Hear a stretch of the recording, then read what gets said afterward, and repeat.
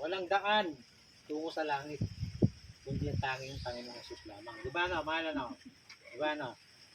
At sabi doon sa John 3:16, for God so loved the world, He gave us the only begotten Son, that whosoever believeth in Him will not perish in hell. Alam mo hell? In hell. In hell. Oh, bless ko natin sa'yo ha. Will not perish in hell, but have everlasting life. Diba, napakapalad natin, di ba? Magkakaroon tayo ng buhay na walang hanggan. Tatanggapin lang natin ang Panginoon Diyos natin na bilang tagapagligtas natin at susundin lang natin sa kanyang kalooban. See? Napakapalad, di ba? Kung ikaw hanggang ngayon wala ka pa rin Panginoon Diyos, hindi mo makikilala ang Diyos, paano na lang? Na sinasabi kanina, naman ang tao ay mamatay, automatic, bubulot niya sa tagatang ko. Sinasabi yan sa Revelation 20:15. Naman ang tao ay bawian na ng buhay, kung ikaw walang Panginoon Diyos, automatic, hindi ka nakikilala ng Panginoon Diyos. Ibubulit ka agad